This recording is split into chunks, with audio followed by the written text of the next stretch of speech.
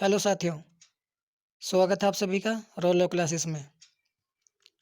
इससे पहली वीडियो में हम चर्चा कर चुके हैं उन प्रश्नों पर जो भारतीय साक्ष्य अधिनियम की उद्देशिका अर्थात प्रेम्बल से प्रीवियस ईयर्स एग्जाम में पूछे गए हैं और उसी सीरीज में ये दूसरी वीडियो है। इस वीडियो में हम चर्चा करेंगे भारतीय साक्ष्य अधिनियम के प्रारंभिक अर्थात सेक्शन 1 से लेकर 4 तक जो क्वेश्चन पूछे गए हैं। चलिए स्टार्ट करते हैं, देखते हैं। पहला प्रश्न देखते हैं।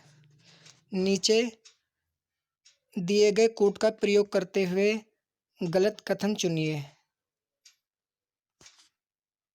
ठीक है, प्रश्न नीचे दिए गए कोड का प्रयोग करते हुए गलत कथन चुनिए अर्थात नीचे दिए गए जो ऑप्शन है उनमें से देखना हमें कौन कौन से क्वेश्चन अर्थ या फिर ऑप्शन हमारे गलत हैं। ठीक है, चलिए चलते हैं।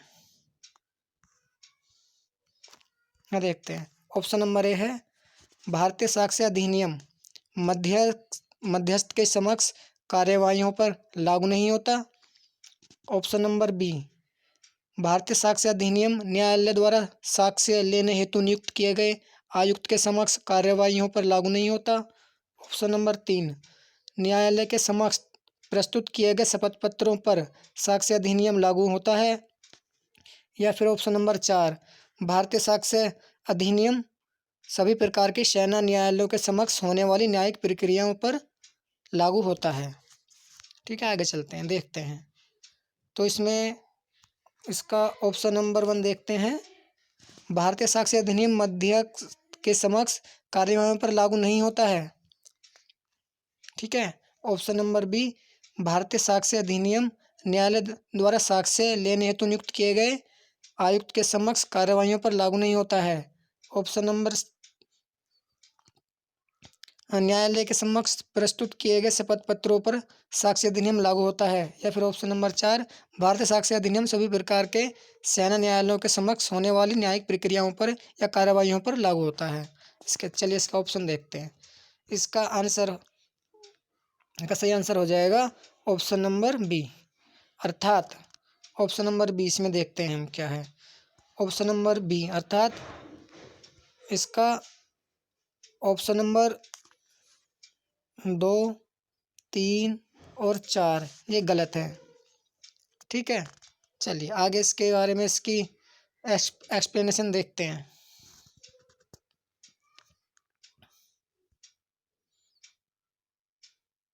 देखिए इसके एक्सप्लेनेशन में देखते हैं।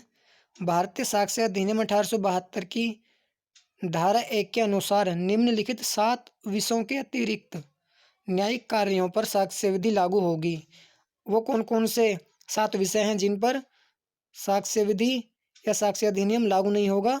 नंबर 1 जम्मू कश्मीर राज्य, number 2 army act, number 3 naval discipline act, number 4 Indian navy discipline act, number 5 air force act, number 6 शपथ पत्रों पर और नंबर 7 मध्यस्थ कार्यवाहियों पर।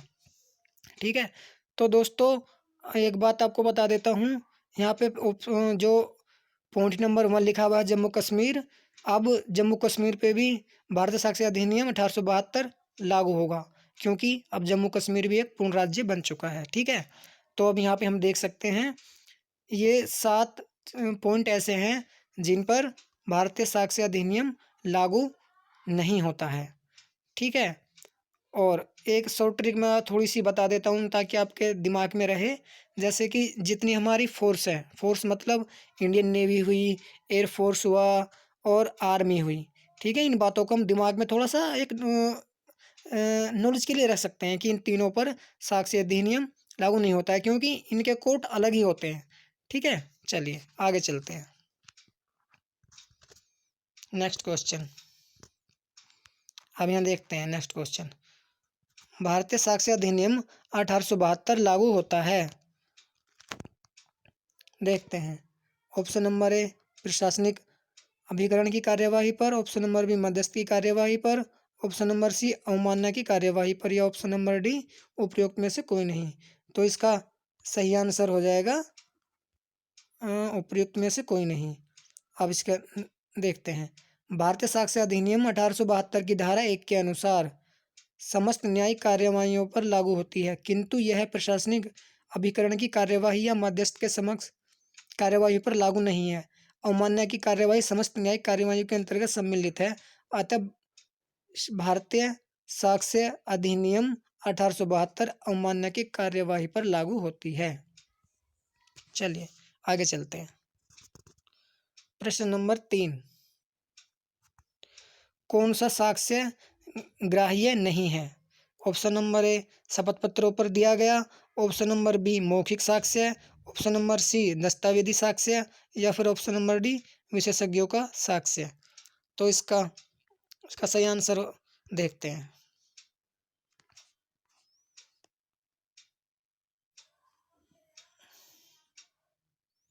इसका सही आंसर हो जाएगा ऑप्शन नंबर ए।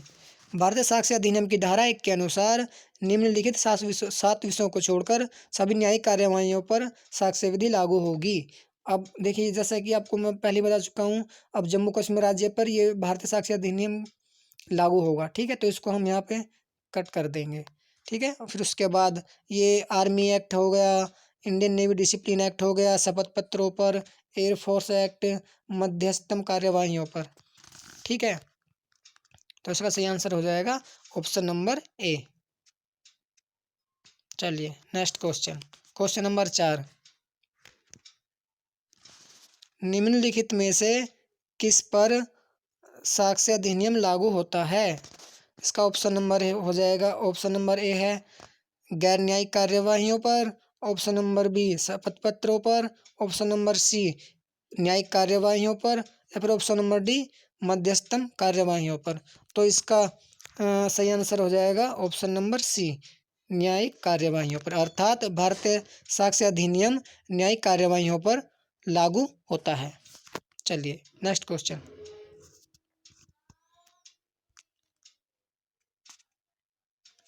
प्रश्न नंबर 5, नेक्स्ट क्वेश्चन देखते हैं। भारतीय साक्ष्य अधिनियम किस दिन से प्रभावी हुआ है? इसका सही आंसर हो जाएगा ऑप्शन नंबर बी, भारतीय साक्ष्य अधिनियम 1 सितंबर 1872 से प्रभावी हुआ है। नेक्स्ट क्वेश्चन, अब देखते हैं प्रश्न नंबर 6 यानी क्वेश्चन नंबर 6, भारतीय साक्ष्य अधिनियम लागू नहीं होता है। ऑप्शन ए न्यायालयों के समक्ष पेश किए गए शपथ पत्रों पर, ऑप्शन नंबर बी मध्यस्थ के समक्ष कार्यवाहियों पर, या ऑप्शन नंबर सी ए और बी दोनों, या ऑप्शन नंबर डी न्यायालय के समक्ष न्यायिक प्रक्रियाओं पर या कार्यवाहियों पर। तो इसका सही आंसर हो जाएगा ऑप्शन नंबर सी ए और बी दोनों, अर्थात भारतीय साक्ष्य अधिनियम न्यायालय के समक्ष पेश किए गए शपथ पत्रों पर लागू नहीं होता है, और ऑप्शन नंबर बी मध्यस्थ के समक्ष कार्यवाहियों पर लागू नहीं होता है। नेक्स्ट क्वेश्चन,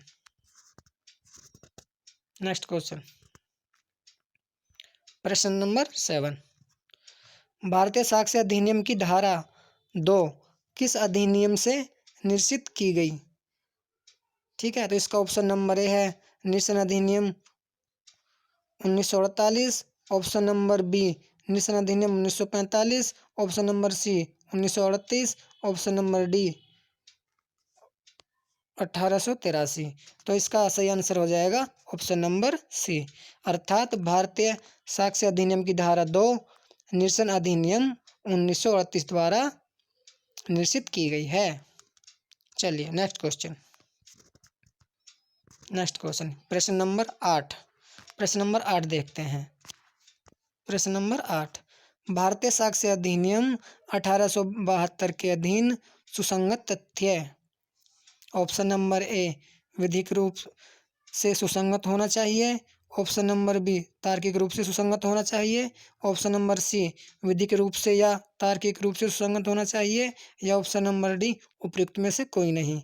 तो इसका सही आंसर हो जाएगा ऑप्शन नंबर ए विधिक रूप से सुसंगत होना चाहिए, अर्थात भारतीय साक्ष्य अधिनियम 1872 के अधीन सुसंगत तथ्य विधिक रूप से सुसंगत होना चाहिए।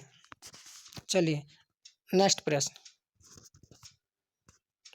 प्रश्न नंबर 9, भारतीय साक्ष्य अधिनियम 1872 के अंतर्गत न्यायालय के निरीक्षण के लिए प्रस्तुत किया गया इलेक्ट्रॉनिक अभिलेख है। क्या है इलेक्ट्रॉनिक अभिलेख? क्या है देखिए, ऑप्शन नंबर ए इलेक्ट्रॉनिक साक्ष्य, ऑप्शन नंबर बी दस्तावेजी साक्ष्य, ऑप्शन नंबर सी मौखिक साक्ष्य, या ऑप्शन नंबर डी आधुनिक साक्ष्य। तो इसका सही आंसर हो जाएगा ऑप्शन नंबर बी दस्तावेजी साक्ष्य, अर्थात इलेक्ट्रॉनिक अभिलेख भारतीय साक्ष्य अधिनियम 1872 के अंतर्गत एक दस्तावेजी साक्ष्य अर्थात डॉक्यूमेंट्री एविडेंस है। Next question, question number 10। Question number 10, किस वर्ष में इलेक्ट्रॉनिक साक्ष्य को दस्तावेजी साक्ष्य के रूप में सम्मिलित किया गया? ठीक है, ऑप्शन नंबर ए सन 2001 में, option number B 2002, option number C सन 2000, या ऑप्शन नंबर डी 1999। ठीक है, तो इसका सही आंसर हो जाएगा ऑप्शन नंबर सी सन 2000, अर्थात इलेक्ट्रॉनिक साक्ष्य को डॉक्यूमेंट्री एविडेंस के रूप में वर्ष 2000 में सम्मिलित किया गया था। नेक्स्ट क्वेश्चन,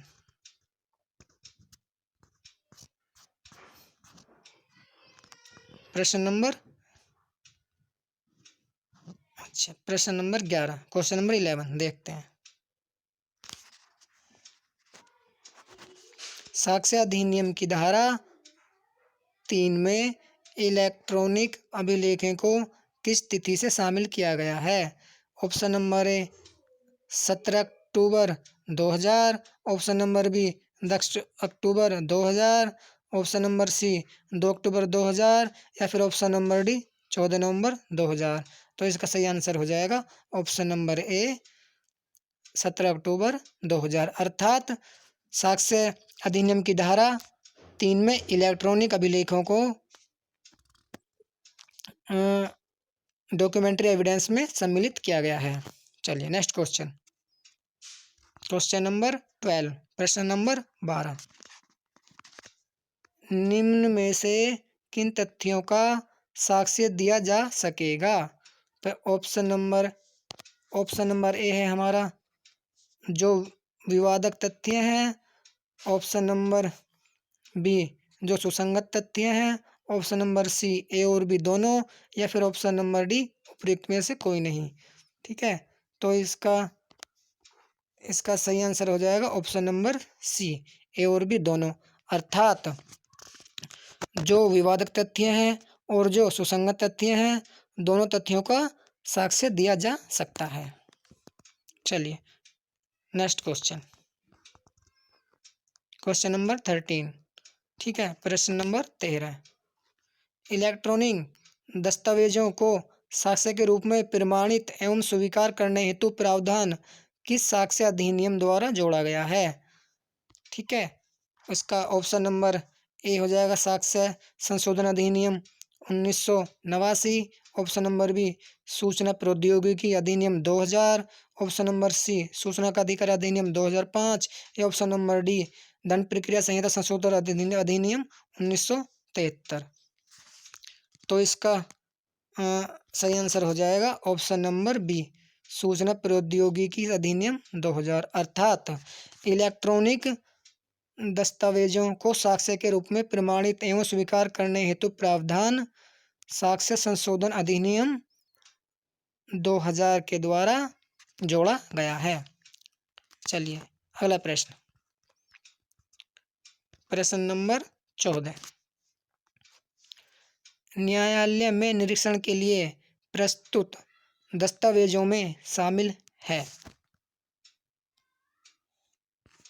इसका ऑप्शन नंबर ए एक लिखित दस्तावेज, ऑप्शन नंबर बी एक उपहासांकन, ऑप्शन नंबर सी एक इलेक्ट्रॉनिक दस्तावेज, ऑप्शन नंबर 4 शिला पर उत्कीर्ण लेख। तो इसका सही आंसर हो जाएगा ऑप्शन नंबर सी, अर्थात 1 2 3 4, अर्थात ऑप्शन नंबर विकल्प चारों में जो दिए गए हैं वो सभी इसके सही आंसर हैं। ठीक है, अर्थात न्यायालय में निरीक्षण के लिए प्रस्तुत दस्तावेजों में इन सभी को शामिल किया गया है। जैसे a written document, a carry carry एक उपहासांकन, नंबर 3 एक इलेक्ट्रॉनिक दस्तावेज, ऑप्शन नंबर 4 है शिला पर उत्कीर्ण लेख। चलिए नेक्स्ट क्वेश्चन, प्रश्न नंबर 15, निम्नलिखित में से कौन भारतीय साक्ष्य अधिनियम के अंतर्गत दस्तावेज साक्ष्य के अर्थ के अंतर्गत नहीं है? Option number 1 a writing, option number b a map, option number c a telephone talk, option number d a word photographed. इसका सही आंसर हो जाएगा ऑप्शन नंबर सी, एक टेलीफोन वार्ता। अर्थात एक टेलीफोन वार्ता को भारतीय साक्ष्य अधिनियम के अंतर्गत डॉक्यूमेंट या दस्तावेज शब्द के अर्थ के अंतर्गत नहीं रखा जा सकता। चलिए नेक्स्ट क्वेश्चन, प्रश्न नंबर 16, भारतीय साक्ष्य अधिनियम के अंतर्गत निम्नलिखित में से कौन दस्तावेज नहीं है? ठीक है, ऑप्शन नंबर ए किसी इमारत पर लगे पत्थर पर खुदा हुआ लेख, ऑप्शन नंबर बी एक फोटोग्राफ, ऑप्शन नंबर सी किसी मोबाइल अथवा कंप्यूटर से भेजे गए संदेश का प्रिंट आउट, या फिर ऑप्शन नंबर डी किसी आरोपी से पुलिस द्वारा बरामद चाकू जो न्यायालय में साक्ष्य के रूप में प्रस्तुत किया गया हो। तो इसका सही आंसर हो जाएगा ऑप्शन नंबर डी। अर्थात किसी अपराधी से पुलिस द्वारा बरामद चाकू जो न्यायालय में साक्ष्य के रूप में प्रस्तुत किया गया है उसे भारतीय साक्ष्य अधिनियम के अंतर्गत दस्तावेज के रूप में शामिल नहीं किया जा सकता। चलिए अगला प्रश्न, प्रश्न नंबर 17, सबूत परिणाम होता है। Proof is the result of, option number ए जांच का, ऑप्शन नंबर बी साक्ष्य का, ऑप्शन नंबर सी इन्वेस्टिगेशन या अन्वेषण का, ऑप्शन नंबर डी कथन का। तो इसका सही आंसर हो जाएगा ऑप्शन नंबर बी साक्ष्य का। अर्थात सबूत साक्ष्य का रिजल्ट या परिणाम होता है। चलिए अगला प्रश्न, प्रश्न नंबर 18, साक्ष्य अधिनियम के अनुसार तथ्य शब्द से अभिप्रेत है एवं इसमें सम्मिलित है। ऑप्शन नंबर ए कोई वस्तु जो अस्तित्व में है, ऑप्शन नंबर बी केवल कोई मानसिक अवस्था जिसके प्रति कोई व्यक्ति सजग है, ऑप्शन नंबर सी केवल कोई दृश्यमान वस्तु, या ऑप्शन नंबर डी कोई भौतिक एवं दृश्यमान वस्तु तथा इसमें कोई कथन, भावना, राय एवं मानसिक स्थिति सम्मिलित है। तो इसका सही आंसर हो जाएगा ऑप्शन नंबर डी कोई भौतिक एवं दृश्यमान वस्तु तथा इसमें कोई कथन, भावनाएं, राय एवं मानसिक स्थिति सम्मिलित है। अर्थात भारतीय साक्ष्य अधिनियम के अनुसार तथ्य शब्द से अभिप्रेत है कोई भौतिक वस्तु, कोई दृश्यमान वस्तु तथा इसमें कोई कथन, कोई भावना, कोई राय या किसी की मानसिक स्थिति सम्मिलित है। चलिए नेक्स्ट क्वेश्चन, अगला प्रश्न, प्रश्न नंबर 19, निम्नलिखित में से कौन सा विकल्प साक्ष्य अधिनियम में दी गई साक्ष्य की परिभाषा में आता है? ऑप्शन नंबर ए वे तथ्य जिनके न्यायालय न्याय का अपेक्षा करता है, ऑप्शन नंबर बी साक्षी का व्यवहार, या ऑप्शन नंबर सी स्थानीय निरीक्षण के दौरान सिविल या आपराधिक न्यायालय द्वारा बनाया गया ज्ञापन, या ऑप्शन नंबर डी किसी साक्षी द्वारा दिया गया कोई कथन तथा न्यायालय के निरीक्षणार्थ प्रस्तुत किया गया कोई दस्तावेज। तो इसका सही आंसर हो जाएगा ऑप्शन नंबर डी। अर्थात किसी साक्ष्य द्वारा दिया गया कोई कथन तथा न्यायालय के निरीक्षणार्थ प्रस्तुत किया गया कोई दस्तावेज साक्ष्य शब्द से अभिप्रेत है। चलिए अगला प्रश्न, प्रश्न नंबर 20, अवांछनीय विधि से प्राप्त साक्ष्य ग्राह्य है यदि यह अन्यथा सुसंगत है। न्यायालय ने यह कहा। Option number A Pushpa Devi M Jatiya बनाम एम.एल. वाधवा केस में। ऑप्शन नंबर बी हरप्रसाद बनाम शिवदयालवाद में। Option number C Kalpnath Rai बनाम महाराष्ट्र राज्यवाद में। या ऑप्शन नंबर डी रोनी बनाम महाराष्ट्र राज्यवाद में। तो इसका सही आंसर हो जाएगा option number A Pushpa Devi M Jatiya बनाम एम.एल. वाधवावाद में। अर्थात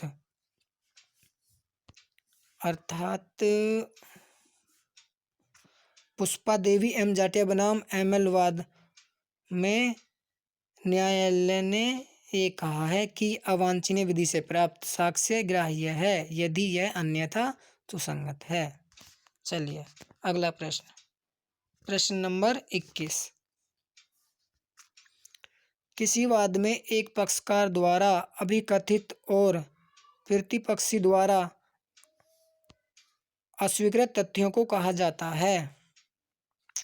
ऑप्शन नंबर ए नकारात्मक तथ्य। ऑप्शन नंबर बी सुसंगत तथ्य।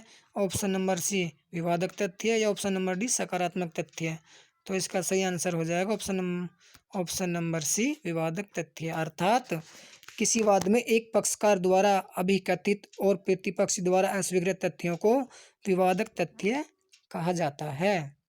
चलिए अगला प्रश्न, प्रश्न नंबर 22। प्रश्न नंबर 22।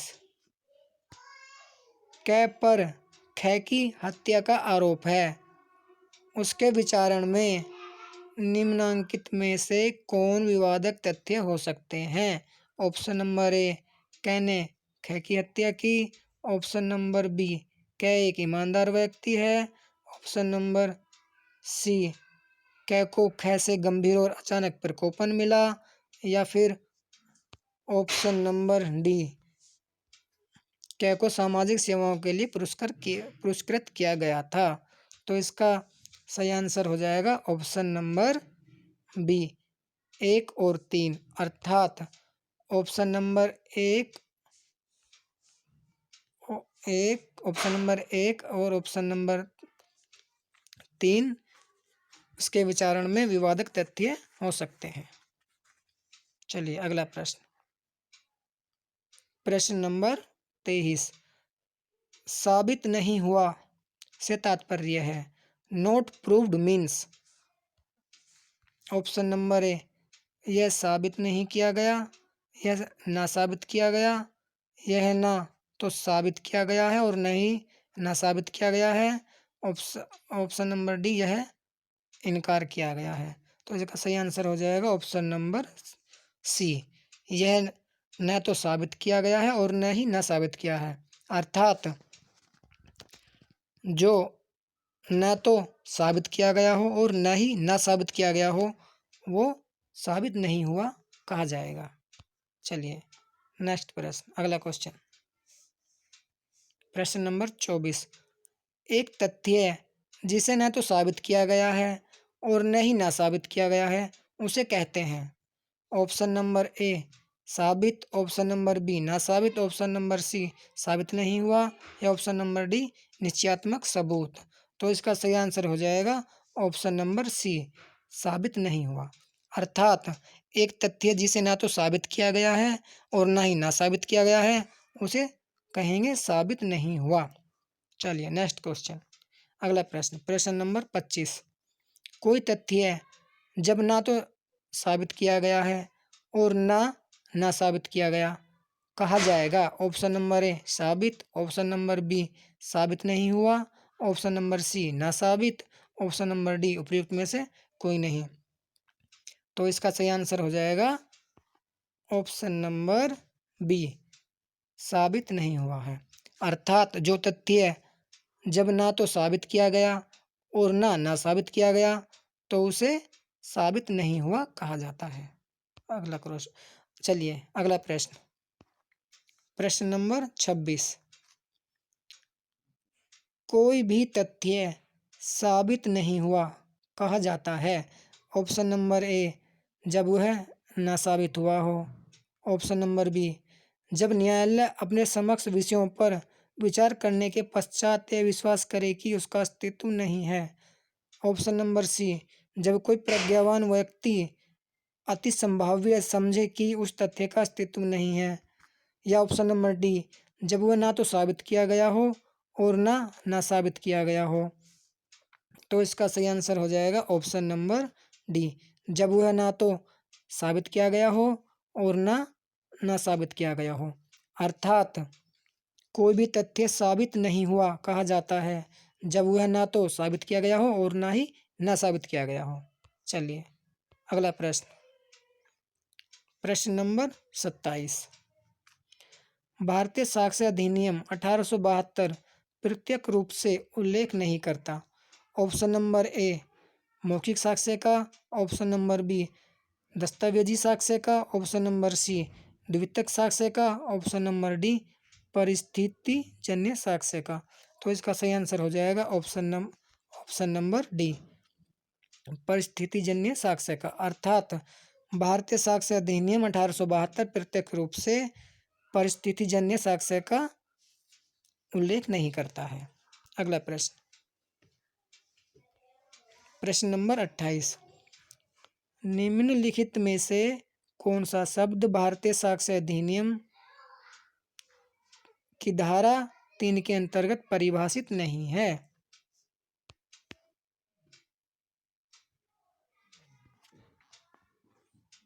ऑप्शन नंबर ए, न्यायालय। ऑप्शन नंबर बी, दस्तावेज। ऑप्शन नंबर बी, साक्ष्य। ऑप्शन नंबर डी, संस्वीकृति। ठीक है, तो इसका सही आंसर हो जाएगा ऑप्शन नंबर डी, अर्थात संस्वीकृति को भारतीय साक्ष्य अधिनियम में परिभाषित नहीं किया गया है। धारा 17 में स्वीकृति की परिभाषा दी गई है, जबकि न्यायालय, दस्तावेज तथा साक्ष्य को धारा 3 में परिभाषित किया गया है। नेक्स्ट क्वेश्चन,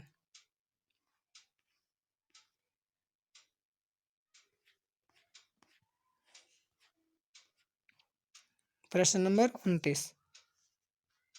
गलत उत्तर बताइए। साक्ष्य हो सकता है।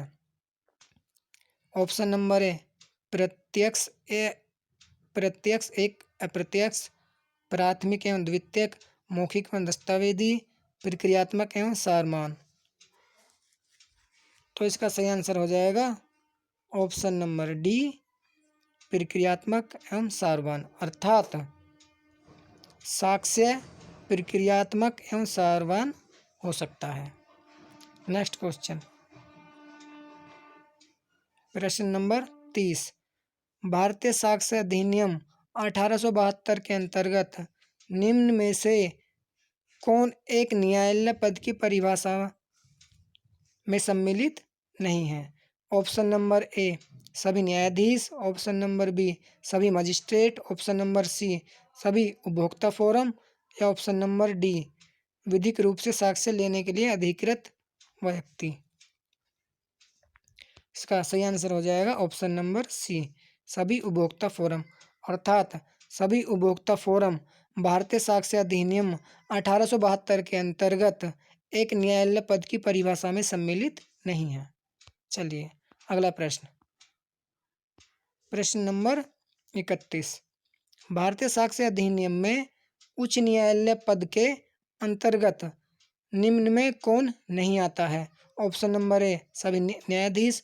ऑप्शन नंबर बी, साक्ष्य लेने के लिए वैध रूप से अधिकृत व्यक्ति। या ऑप्शन नंबर सी, सभी मजिस्ट्रेट। या ऑप्शन नंबर डी, मध्यस्थ। तो इसका सही आंसर हो जाएगा ऑप्शन नंबर डी, अर्थात मध्यस्थ भारतीय साक्ष्य अधिनियम में न्यायालय शब्द के अंतर्गत सम्मिलित नहीं होते हैं। ठीक है, चलिए नेक्स्ट क्वेश्चन, प्रश्न नंबर 32।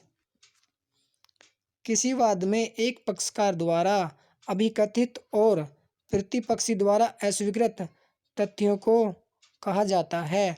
ऑप्शन नंबर ए, निश्चयात्मक तथ्य। ऑप्शन नंबर बी, निषेधात्मक तथ्य। ऑप्शन नंबर बी, सुसंगत तथ्य। या ऑप्शन नंबर डी, विवादक तथ्य। तो इसका सही आंसर इसका सही आंसर हो जाएगा ऑप्शन नंबर डी, विवादक तथ्य। अर्थात किसी वाद में एक पक्षकार द्वारा अभिकथित और प्रतिपक्षी द्वारा अस्वीकृत तथ्यों को विवादक तथ्य कहा जाता है। चलिए अगला प्रश्न, प्रश्न नंबर 33। भारतीय साक्ष्य अधिनियम 1872 के अंतर्गत न्यायालय शब्द में निम्नलिखित समाहित नहीं है। ऑप्शन नंबर ए न्यायाधीश, option number b magistrate, option number c मध्यस्थ, ऑप्शन नंबर डी साक्ष्य लेने के लिए वैध रूप से प्राधिकृत सभी व्यक्ति। तो इसका सही आंसर हो जाएगा ऑप्शन नंबर सी, मध्यस्थ। अर्थात भारतीय साक्ष्य अधिनियम 1872 के अंतर्गत न्यायालय शब्द के अंतर्गत मध्यस्थ को सम्मिलित नहीं किया जाता है। चलिए अगला प्रश्न,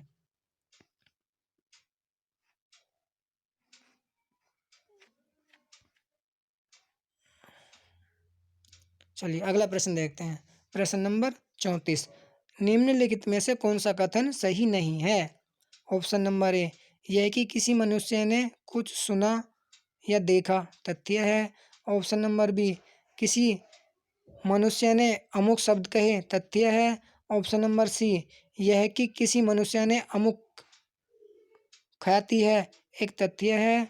ऑप्शन नंबर डी, यह कि कोई मनुष्य अमुक राय रखता है, एक तथ्य है।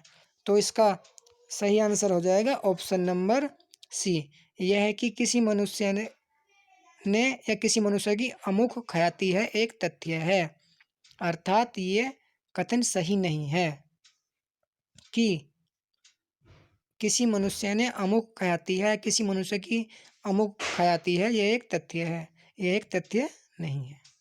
ठीक है, चलिए अगला प्रश्न, प्रश्न नंबर 35। न्यायालय को दिया गया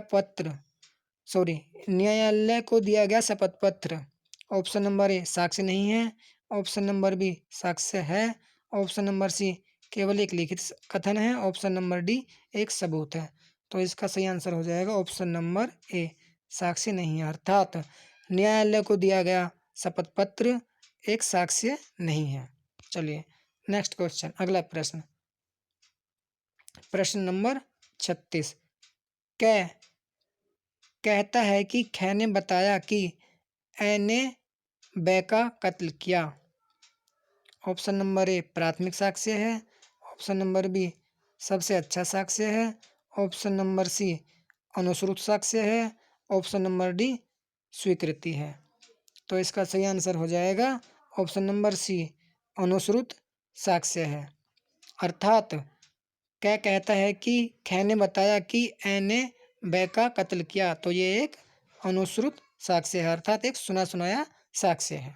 चलिए अगला प्रश्न, प्रश्न नंबर 37। भारतीय साक्ष्य अधिनियम की धारा 3 के अंतर्गत किस शब्द की परिभाषा नहीं दी गई है? Option number A, Bharat. Option number B, उपधारणा कर सकता है। ऑप्शन नंबर सी, न्यायालय। ऑप्शन नंबर डी, असिद्ध। तो इसका सही आंसर हो जाएगा ऑप्शन नंबर बी, उपधारणा कर सकता है। अर्थात भारतीय साक्ष्य अधिनियम की धारा 3 के अंतर्गत उपधारणा कर सकता है शब्द को परिभाषित नहीं किया गया है। अर्थात भारतीय साक्ष्य अधिनियम की धारा 3 के अंतर्गत भारत को परिभाषित किया गया है, न्यायालय को परिभाषित किया गया है और असिद्ध को परिभाषित किया गया है। चलिए नेक्स्ट क्वेश्चन, अगला प्रश्न देखते हैं। प्रश्न नंबर 38, प्रश्न नंबर 38, 38 क्वेश्चन नंबर। कोई तथ्य साबित नहीं हुआ है कहा जाता है, कब कहा जाता है? ऑप्शन नंबर ए, न्यायालय ने। ऑप्शन नंबर ए, न्यायालय या तो विश्वास करता है कि यह तथ्य अस्तित्व में नहीं है। ऑप्शन नंबर बी, न्यायालय उसका अस्तित्व को इतना अति संभाव्य समझे कि उस विशिष्ट मामले की परिस्थिति में किसी प्रज्ञावान व्यक्ति को इस अनुमान पर कार्य करना चाहिए कि उस तथ्य का अस्तित्व नहीं है।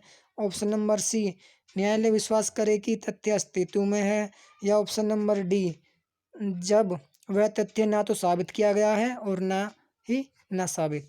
तो इसका सही आंसर हो जाएगा ऑप्शन नंबर डी, जब वह तथ्य ना तो साबित किया गया है और ना ही ना साबित किया गया है।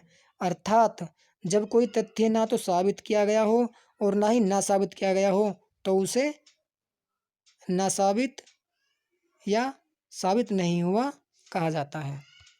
चलिए अगला प्रश्न, प्रश्न नंबर 39। भारतीय साक्ष्य अधिनियम की धारा 3 के अनुसार न्यायालय शब्द के अंतर्गत नहीं आते हैं।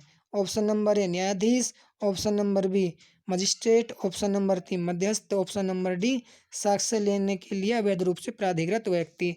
तो इसका सही आंसर हो जाएगा ऑप्शन नंबर सी मध्यस्थ। अर्थात भारतीय साक्ष्य अधिनियम की धारा 3 के अनुसार मध्यस्थ न्यायालय शब्द के अंतर्गत नहीं आते हैं। चलिए नेक्स्ट क्वेश्चन, प्रश्न नंबर 40। अमुक स्थान में अमुक क्रम में अमुक पदार्थ व्यवस्थित है।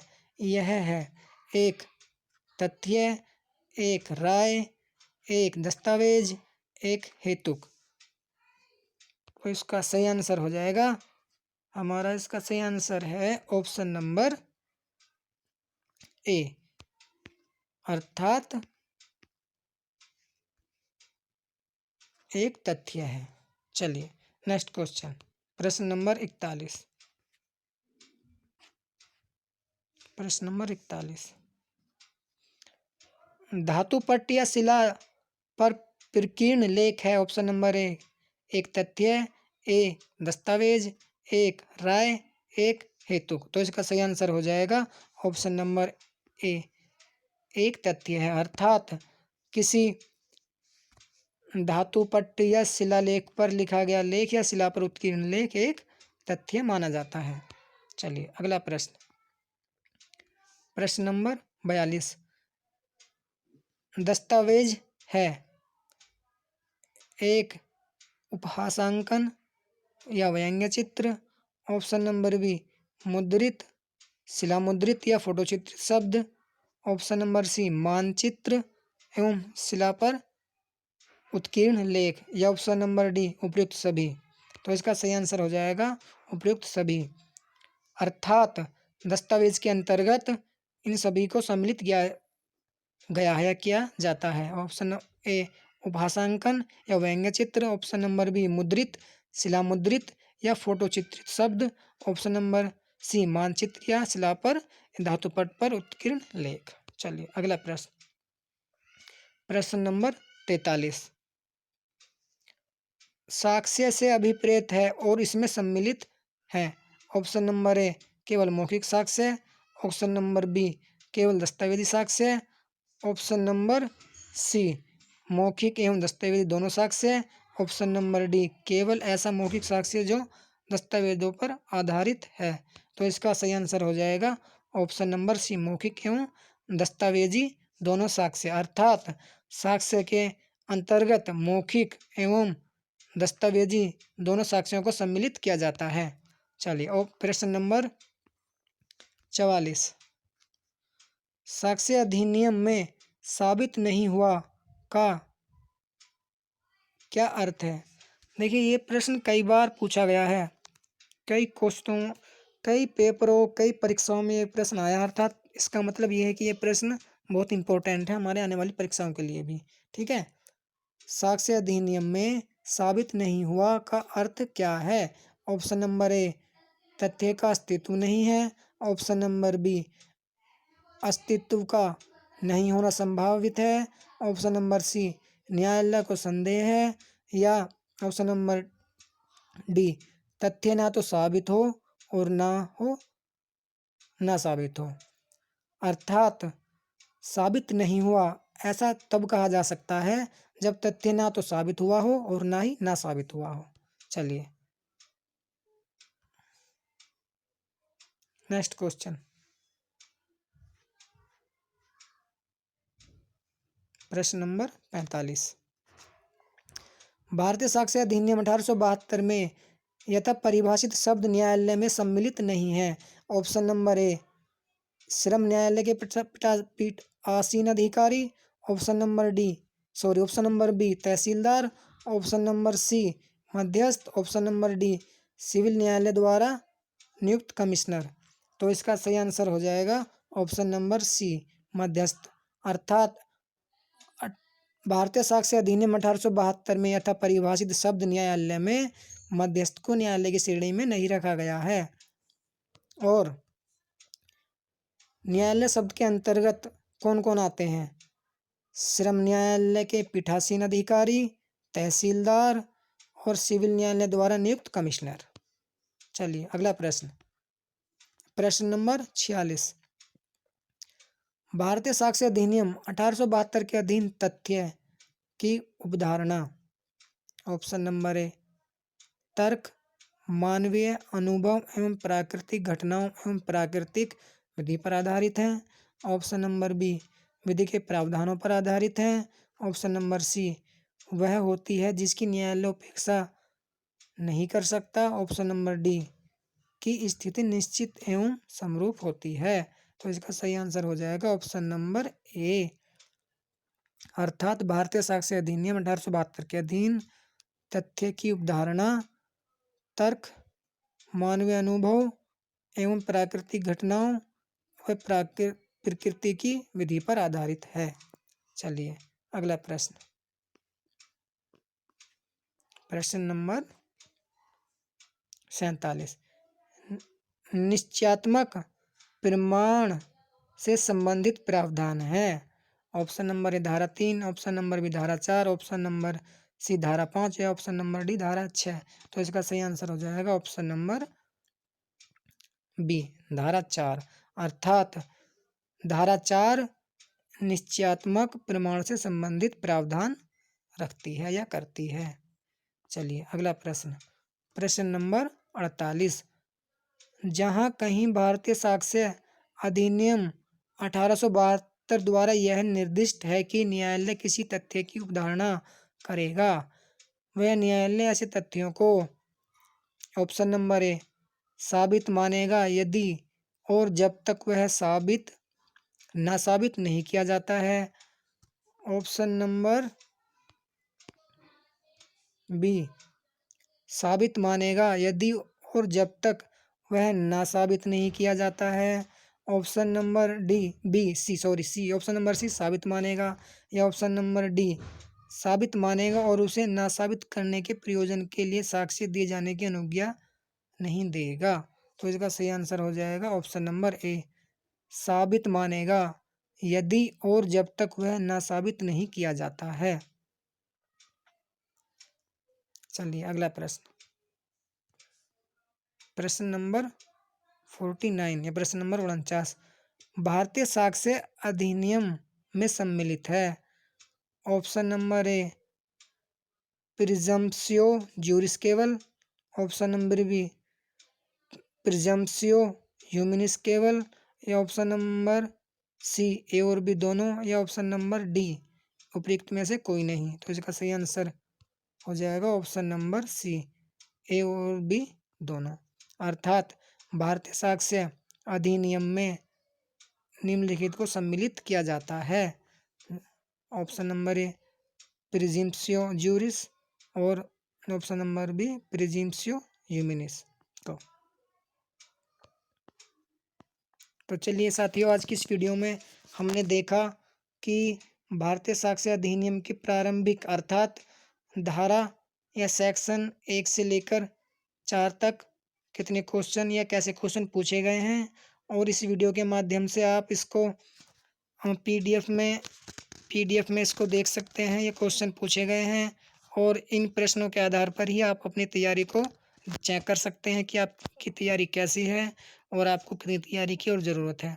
ठीक है, चलिए इस वीडियो के डिस्क्रिप्शन बॉक्स में मैं टेलीग्राम ग्रुप का लिंक डाल दूंगा और टेलीग्राम ग्रुप में आप ज्वाइन कर लेना, वहाँ से ये पीडीएफ आपको मिल जाएगी।